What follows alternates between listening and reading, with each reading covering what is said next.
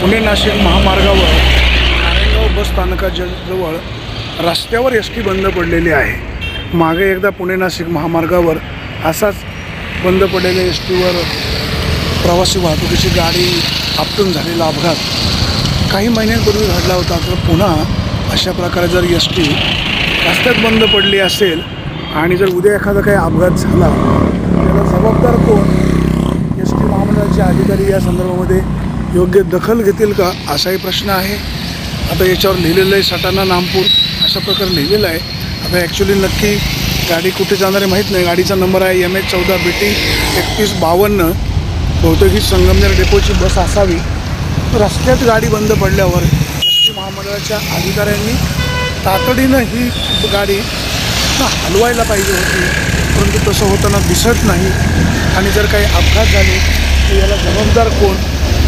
वेळच्या वेळी दखल घेणं संबंधित अधिकाऱ्यांनी काळजी घेणं अपेक्षित आहे, परंतु तसं होताना दिसत नाही।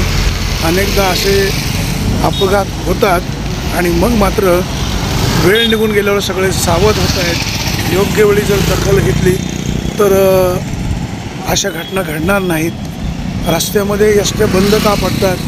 जुन्या बसेस आहेत आणि रस्त्यात बंद पडल्यामुळे अपघात होण्याची शक्यता नाकारता येत नाही।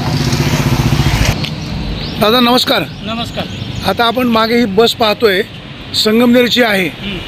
पुणे नाशिक महामार्गावर बस स्थानकाच्या जवळ भर रस्त्यात बंद पडलेली आहे। बरोबर आहे। काय काय होऊ शकतं? अचानक एखादा येऊन धडकू शकतो आणि ट्रॅफिक जाम होण्याची जास्त शक्यता आहे।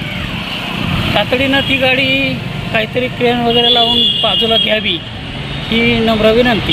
आता मागे एक अपघात झाला होता। हो, या बंद एस टीवर अगदी बरोबर। प्रवासी वाहतूक गाडी अगदी आपटली बरोबर आहे। होती। हीच स्थिती होती त्या ठिकाणी। फक्त गाड्यांना तिथं वेग जास्त असतो, इथं थोडासा कमी असेल असं समजूया आपण। पण तरीही संभाव्य धोका म्हणून हे आता जवळजवळ रस्त्याच्या सेंटरला ही बस बंद पडलेली आहे। बाजूला एस टी स्टँड आहे। अगदी 100 फुटावर संबंधित अधिकाऱ्यांनी कर्मचाऱ्यांनी इथं आलं पाहिजे, पाहिलं पाहिजे की एस टी इथनं शिफ्ट केली पाहिजे। अगदी बरोबर आहे। एस टी महामंडळाचं दुर्लक्ष होतंय। थोडंसं दुर्लक्ष। दादा तुमचं नाव काय? मी राशीनकर सर। राशीनकर सर, तुम्ही कुठले आहात? मी तसं संगमनेरचा, पण इथं 25-26 वर्ष झाले। इकडे स्थायिक झाले? हो, इथं स्थायिक झाले। चला शुभ दिवस। नमस्कार।